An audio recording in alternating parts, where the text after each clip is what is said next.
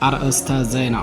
የፋኖ አመራሮችን የማስገደል ተልዕኮ ይዞ በፋኖ ስም ሲንቀሳቀስ የነበረ ባንዳም እርምጃ ተወሰደበት። ግለሰቡ ከፍተኛ የፋኖ አዛዦች ያሉበትን ቦታ በመጠቆም በድሮንና በሌሎች ከባባድ መሳሪያዎች ከማስመታት በተጨማሪ የፋኖን ስም ለማጉደፍ የተለያዩ እኩይ ተግባራቶችን በፋኖ ስም ሲከውን ነበር ተብሏል። በመጨረሻም እጅ ከፈንጅ ተይዞ ድርጅታዊ እርምጃ እንደተወሰደበት ታውቋል። ዝርዝር መረጃውን አጠናቅረነዋል። በሌላኛው መረጃችን የብሔራዊ ተሃድሶ ኮሚሽን እጅ ይሰጣሉ ያላችኋቸው የፋኖ አመራሮች እስካሁን ለምን አልሰጡም በሚል እነ ማስረሻ ሰጤን በደብዳቤ መጠየቁ ተሰምቷል። የተሃድሶ ኮሚሽኑ እጅ የሚሰጡ የፋኖ አመራሮችንና አባሎችን በአዲስ አበባና በሌሎች ትላልቅ ከተሞች በኤግዚቢሽን መልኩ ለማስጎብኘት እቅድ ይዞ የነበረ ሲሆን እነ ማስረሻ አባሎቻችን ይመጣሉ ባሉበት ቀን ባለመምጣታቸው ፕሮግራሙ ተስተጓጉሎብኛል ብሏል። በዚህም በምክትል ኮሚሽነሩ ብርጋዴር ጀነራል ደርቤ መኩሪያ የተፈረመ የማስጠንቀቂያ ደብዳቤ ለነማስረሻ ሰጤ ተሰጥቷቸዋል ነው የተባለው። በዚህም የሚይዙትና የሚጨብጡትን ያጡት እነማስረሻ ሰጤና መስፍን አባተ ወደሚያውቋቸው ፋኖች ስልክ እየደወሉ እያባበሉ መሆኑ ተሰምቷል። ዝርዝር መረጃ ይዘናል። በተያያዘ ዜናም የታላቁን አማራ ሕዝብና የህልውና ትግሉን በመክዳት እጁን ላገዛዙ ሰጥቶ የነበረው ግለሰብ በአሰቃቂ ሁኔታ መገደሉ ተሰምቷል። የህልውና ትግሉን ከርቶ እጁን ሰጥቶ የነበረው ወጣቱም የሰጠው እጁን 8 ቁጥር የፊጥኝ ታስሮ ለቀናት ሲደበደብ ከሰነበተ በኋላ ነው ከደብደባው ብዛት ህይወቱ ያለፈው። አመራሮቻችንን ከገደሉብን የፋኖ ወገነት ተብሎ ነው እጁን የሰጠው ግለሰብ በአሰቃቂ ሁኔታ የተገደለው። የት ነው? ዝርዝር መረጃ ይዘናል። በሌላኛው መረጃችን በዋግኽምራ ብሔረሰብ ዞን ዝቋላ ወረዳም በተደረገ ተጋድሎ የጥላት መንገድ በር የነበሩ 10 የሚሊሻ አባላትና ካድሬዎች እጅ ከፈንጅ መያዛቸው ተሰምቷል። የቀበሌው ሊቀመንበርና የጸጥታ ኃላፊው እንዲሁም የብልጽግና ተወካዩን ጨምሮ 10 ባንዳዎች እጅ ከፈንጅ መያዛቸው ነው የታወቀው። የባንዳ ጀንበር ጠልቃለች። የአማራ ህዝብ ላይ ሞት ላወጀው የብልጽግና ቡድን በወዳቸው ወድቀው የሚላላኩ ባንዳዎች በገቡበትና በየደረሱበት ማንቁርታቸውን እየታነቁ ለፍርድ እየቀረቡ ነው። ዝርዝር መረጃ ይዘናል። በሌላኛው መረጃችን በአይና ቡግና ወረዳ ሶራ ሜዳ ተብሎ በሚጠራው አካባቢ በተፈጸመ ደፈጣ ጥቃት 12 ያገዛዙ ወታደሮች ሲገደሉ በርካቶች መቁሰላቸው ተሰምቷል። በምስራቅ አማራ ቀጠና አይና ቡግና ወረዳ ከአይና ኢየሱስ ከተማ ወደ ቅዱስ አርቤ የተንቀሳቀሱ የነበሩ የአገዛዙ ወታደሮች ላይ ነው ፋኖ ደፈጣ ጥቃት በመፈጸም ድል እየተቀዳጀባቸው ተብሏል። መረጃውን በዝርዝር ታደምጡታላችሁ። ሰላም ጤና ይስጥልኝ። የተከበራችሁ የመረብ ሚዲያ ቤተሰቦች እንደምን ዋላችሁ፣ እንደምን አመሻችሁ። ከመረብ ሚዲያ የዛሬ ህዳር 30 2018 ዓ.ም ዕለታዊ መረጃዎችን አጠናቅረን ይዘን ቀርበናል። መረጃዎቻችን ለብዙዎች ተደራሽ እንዲሆኑ ቻናሉን ላይክ፣ ሰብስክራይብ እንዲሁም ሼር ማድረጋችሁን እንዳትዘነጉ።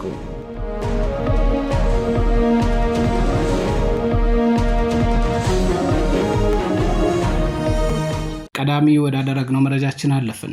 የብሔራዊ ተሃድሶ ኮሚሽን እጅ ይሰጣሉ ያላችኋቸው የፋኖ አመራሮች እስካሁን ለምን አልሰጡም በሚል እነ ማስረሻ ሰጤን በደብዳቤ መጠየቁ ተሰምቷል። የተሃድሶ ኮሚሽኑ እጅ የሚሰጡ የፋኖ አመራሮችንና አባሎችን በኤግዚቢሽን መልክ ለማስጎብኘት በአዲስ አበባና በሌሎች ከተሞች እቅድ ይዞ የነበረ ሲሆን እነ ማስረሻ አባሎቻችን ይመጣሉ ባሉበት ቀን ባለመምጣታቸው ፕሮግራሙ እንደተስተጓጎለበት ገልጿል። ስለሆነም ኮሚሽኑ በአጭር ቀናት ውስጥ እንዲመጡ አስደርጉ ሲል በምክትል ኮሚሽነሩ ብርጋዴር ጀነራል ደርቤ መኩሪያ የተፈረመበት አጠር ቆፍጠን ያለ ማስጠንቀቂያ ደብዳቤ ለእነ ማስረሻ ተሰጥቷል። በወዳቸው ወድቀው የህልውና ትግሉንና ታላቁን የአማራ ህዝብ የካዱት ባንዳዎቹ እነ ማስረሻ ሰጤና መስፍንም በጭንቀት ተሞልተው ባካችሁ ትንሽ ታገሱን በሚል በርበሩን እያዩ ቢሆንም ነገር ግን እስካሁን ዝር ያለ ነገር የለም። የሚይዙት የሚጨብጡትን ያጡት ማስረሻ ሰጤና መስፍን አባተ ወደሚያውቋቸው ፋኖዎች ስልክ እየደወሉ አዲስ አበባ ከተማ ውስጥ ባለ 3 መኝታ ክፍል ያለው ኮንዶሚኒየም ቤት እናሰጣችኋለን፣ ከግማሽ ሚሊዮን ጀምሮ የሥራ መንቀሳቀሻ ገንዘብ ለእያንዳንዱ እጁን ለሚሰጥ ሰው ተመድቧል በሚል ለማማለል እየሞከሩ ቢሆንም ነገር ግን አፍንጫችሁን ላሱ የሚል ምላሽ ተሰጥቷቸዋል። እነ ማስረሻ ሰጤ ይመጣሉ ያሏቸው ፋኖዎች ሊመጡ ስላልቻሉ በዚህም የተበሳጨው አገዛዙ በቀጣይ ምን ሊያደርጋቸው እንደሚችል አልታወቀም ተብሏል። በተያያዘ ዜናም የታላቁን አማራ ህዝብና የህልውና ትግሉን በመክዳት እጁን ላገዛዙ ሰጥቶ የነበረው ግለሰብ በአሰቃቂ ሁኔታ መገደሉ ተሰምቷል። ከሳምንታት በፊት በደቡብ ጎንደር ዞን አንድ ታጋይ ታላቁን የአማራ ህዝብና የህልውና ትግሉን በመክዳት እጁን ላገዛዙ ሰጥቶ ነበር። ይህ ታጋይ እጁን ከሰጠ በኋላ የወረዳ ካድሬ ወንድሙ በቅርቡ በፋኖ የተገደለበት በዞኑ አመራርነት ላይ የተቀመጠ የጸጥታ ኃላፊ ወንድሜን የገደለው የፋኖ አባል ነበር በሚል እጁን የሰጠውን ወጣት በአሰቃቂ ሁኔታ አስገድሎታል ሲሉ የዓይን እማኞች ተናግረዋል። የህልውና ትግሉን ከርቶ እጁን ሰጥቶ የነበረው ወጣቱም የሰጠው እጁን 8 ቁጥር የፊጥኝ ታስሮ ለቀናት ሲደበደብ ከሰነበተ በኋላ ነው በድብደባው ብዛት ህይወቱ ያለፈው። የአገዛዙ ሰዎች የወጣቱን አስክሬን ካስቀበሩ በኋላም ከፋኖ ጋር በረሃ ያለ ይዘው የነበረችው ወባ ገደለችው በሚል እያስወሩ ይገኛሉ። ወደ ሌላኛው መረጃችን አለፍን። የፋኖ አመራሮችን የማስገደል ተልዕኮ ይዞ በፋኖ ስም ሲንቀሳቀስ የነበረው ባንዳ እርምጃ ተወሰደበት። ግለሰቡ ከፍተኛ የፋኖ አዛዦች ያሉበትን ቦታ በመጠቆም በድሮንና በሌሎች ከባባድ መሳሪያዎች ከማስመታት ተልዕኮ በተጨማሪ የፋኖን ስም ለማጉደፍ የተለያዩ እኩይ ተግባራቶችን በፋኖ ስም ሲከውን ነበር ተብሏል። በመጨረሻም እጅ ከፈንጅ ተይዞ ድርጅታዊ እርምጃ እንደተወሰደበት ነው የታወቀው። በአማራ ፋኖ ብሔራዊ ኃይል ቴዎድሮስ ዕዝ 206ኛ ኮር የፋኖ አመራሮችን የማስገደልና የፋኖን ስም ለማጉደፍ የተለያዩ እኩይ ተግባራቶችን በፋኖ ስም የመፈጸም ተልዕኮ ይዞ ሲንቀሳቀስ የነበረው ባንዳ እጅ ከፈንጅ ተይዞ እርምጃ እንደተወሰደበት መረብ ሚዲያም ከኮሩ ህዝብ ግንኙነት ክፍል ለማረጋገጥ ችሏል። 206ኛ ኮር 14ኛ ክፍለ ጦር እጅ በላ ሙተራ ሻለቃ አባል የነበረው አንተነህ ናደ የተባለው ግለሰብ በፋኖ ስም ዝርፊያ፣ እገታ፣ አስገድዶ መድፈር እንዲሁም ለድሮንና ለሌሎች ከባባድ መሳሪያዎች አቅጣጫ በመጠቆም የፋኖ አመራሮችን የማስገደል ተልዕኮ ከጸረ አማራው አገዛዝ ተቀብሎ በፋኖ ስም ሲንቀሳቀስ ሰንብቷል። ግለሰቡ ከአገዛዙ ከተሰጠው ተልዕኮ መካከል የፋኖ አመራሮችን ማስገደልን ጨምሮ ሰራዊቱን እርስ በርስ ማጋጨትና ማስከዳት፣ ወታደራዊ ምስጢሮችን ለጠላት አሳልፈው መስጠት ዋና ዋና እኩይ ተግባራቱ ነበሩ ተብሏል። በተጨማሪ ማስገድዶ መድፈር፣ እገታ፣ በመዋጮ ስም ማህበረሰቡን በማስገደድ ገንዘብ መቀበልና ዝርፊያ በመፈጸም የፋኖን ስም ማጉደፍም የተልዕኮ አንድ አካል እንደሆነ ነው የተጠቀሰው። በአማራ ህዝብና በህልውና ትግሉ ላይ ክህደት በመፈጸም የጠላትን አጀንዳ ለማስፈጸም ሲንቀሳቀስ የነበረው ግለሰቡ በቁጥጥር ስር ውሎ በኮሩ ህግ ክፍል ምርመራ ሲደረገበት ከቆየ በኋላ ጥፋተኛ መሆኑ ታምኖበት በኮሩና በእዙ ህግ መሰረት ደረቅ እርምጃ እንደተወሰደበት ነው መረብ ሚዲያም ከ206ኛ ኮር ህዝብ ግንኙነት ክፍል ለማረጋገጥ የቻለው።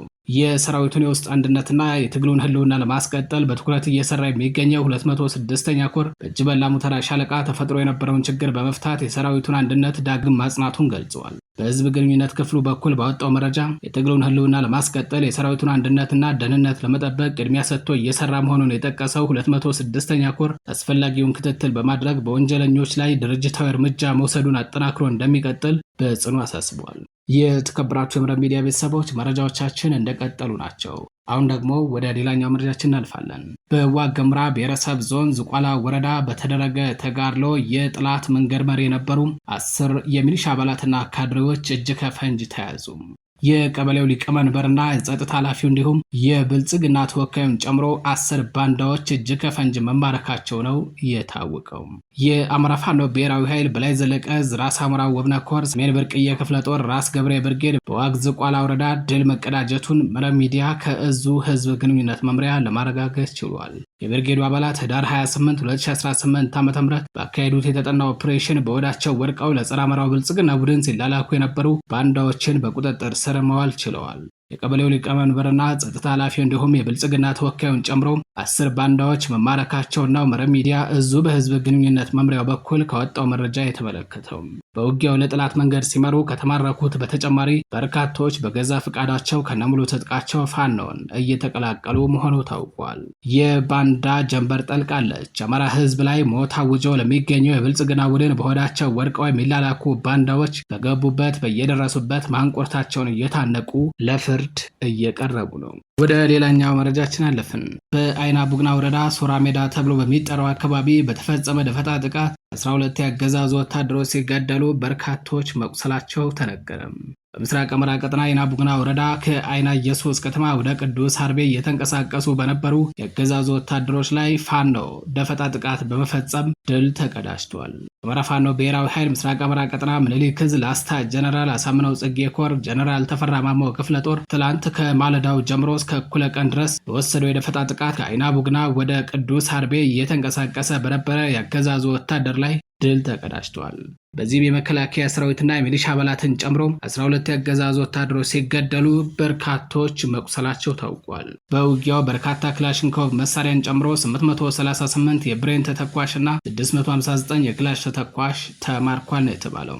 የፋኖን ምት መቋቋም ያቃተው የአገዛዙ ሰራዊት በቡግና ወረዳ 03 መስቀለ ክርስቶስ ቀበሌ የከብት ሳር ወይም መኖ እየተሸከመ ያገኘውን የ16 ዓመት ህፃን ከሁለት ቦታ ላይ በክላሽ በማቁሰል አውድማ በመለቅለቅ ላይ የምትገኝ የ17 ዓመት ልጃገረድን በክላሽ በማቁሰል በአውድማ ላይ የተከማቸ እህል በማቃጠል መስቀለ ክርስቶስ ቀበሌ ላይ ቤት ለቤት በመዞር ህዝቡን ገንዘብ በመዝረፍ አገዛዙ በአማራ ህዝብ ላይ ጭካኔ በትሩን አሳይቷል ተብሏል። አይና ከተማ ላይ ህዝቡን በየቤቱ በመግባት አስገድዶ በማስወጣት መናኸሪያ የሚገኝን ደንብ አስከባሪ ተሳፋሪን እንዲሁም በትምህርት ገበታቸው የሚገኙ ተማሪዎችን አስገድዶ በማስወጣት ስብሰባ ሰብስቦ ከልጆቻችሁ ጋር አስታርቁን፣ አስታራቂ ሽማግሌ መልምሉ፣ እንዲሁም የ3 ዓመት ግብር ትከፍላላችሁ ሲሏቸው ህዝቡም ሽማግሌያን መለምለም ልጆቻችን የወጡት እውነት ይዘው ነው። ከዚያ ውጭ ቡግና በጦርነት በድርቅና በወረርሽኝ ሲሰቃይ የነበረ ህዝብ የት አምጥቶ ግብር ይከፍላል? እናንተ እኛን የፈለጋችሁት ገንዘብ ለመሰብሰብ ነው ወይ የሚል ምላሽ እንደተሰጣቸው ተሰምቷል።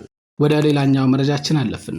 አርበኛ ዘመነ ካሴ ወቅታዊ መልእክት አስተላልፈዋል። አርበኛ ዘመነ ካሴን መልእክት እንደሚከተለው የምናቀርበው ይሆናል። ዛሬም ለመላው የተሰረፈ ልብ፣ ዛሬም የጸና መንፈስ፣ ዛሬም የጋለ ወኔ፣ ዛሬም የእርስ በርስ መከባበርና አንድነት ያስፈልገናል። ድልና ተአምር የሚመነጩት እነዚህ ውብ ተራሮች ስር ነውና ተወረናል። የዘር ፍጅት እየተፈጸመብን ነው። ነገር ግን መንፈሳችንና ልባችን አሁንም በእጃችን ነው። መንፈሳችንና ልባችን በእጃችን እስካለ ድረስ በአብይ አህመድ አረመኔ የጉብል ሰራዊት የተወረረው መሬታችንና ህዝባችን ነጻ ወጥቶ ህልውናው ይረጋገጣል። ይህም በመሆኑ በጦር ሜዳ በፖለቲካውና በዲፕሎማሲው ግንባር በየቀኑ ጥላታችን እያሸነፍን ነው። ልቡና መንፈሱን ራሱ ጋር አቅፎ የያዘ ህዝብ የጊዜ ጉዳይ እንጂ ድሉ ከታዛው ነው። የሚፈልገው ነገር ሁሉ ባጠገቡ ነው።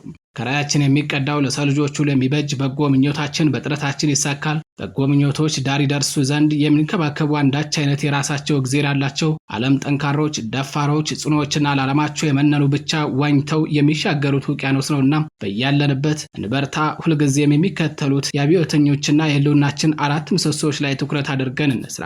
የመጀመሪያው ጉልበት ክላሽ፣ የማያቋርጥ ኃይል ግንባታ እስከ ምጽአት ማንቃት፣ ማደራጀት፣ ማሰልጠንና ማስታጠቅም። ሁለተኛው እውቀት፣ በየደቂቃው እውቀትን መሻት፣ አዲስ ነገር ለመገንዘብ መጓጓት፣ የማያቋርጥና የማይረካ የእውቀት ረሃብ፣ ዓለምን በልኩ መረዳት፣ ተፈጥሮን መረዳት፣ ትሁት ስልጣኔ መገንባት፣ በሰዎች ለሰዎች የሆነ ጨዋና ትሁት ስልጣኔ መገንባት።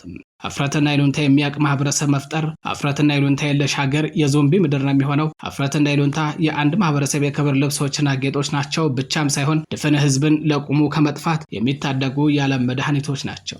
ሶስተኛ ጠንካራ ኢኮኖሚ። ጠንካራ ኢኮኖሚ ፓወር ሳንገነባ ጠንካራ የፖለቲካ ፓወር ልንገነባ አንችልም። ገንዘባችንን ስለት ማድረግ አለብን። አራተኛው ፈሪሃ እግዚአብሔር፣ ሞራል፣ ሰው መሆን፣ ሰውን ማክበር፣ ሰውን መውደድ፣ ለሰው ልጆች ሐሴት መኖር፣ መንፈሳዊ ልዕልና። ክፋት ለማንም በጎነት ለሁሉም። እስከ ምጽአት አማራ። ድል ለአማራ ህዝብ፣ ድል ለኢትዮጵያ ህዝብ። የአማራ ፋኖ ብሔራዊ ኃይል ኮማንድ አባልና በድርጅቱ ስር የምዕራብ አማራ ቀጠና አፄ ቴዎድሮስ እዝ ዋና ሰብሳቢ አርበኛ ዘመነ ካሴ። የተከበራችሁ የመረብ ሚዲያ ቤተሰቦች ለዛሬ ህዳር 30 2018 ዓ.ም ይዘናቸው የነበሩት የምሽት መረጃዎቻችን እነዚህን ይመስሉ ነበር። መረጃዎቻችን ለብዙዎች ተደራሽ እንዲሆኑ ቻናሉን ላይክ፣ ሰብስክራይብ እንዲሁም ሼር ማድረጋችሁ እንዳትዘነጉ። ቸር ቆዩ።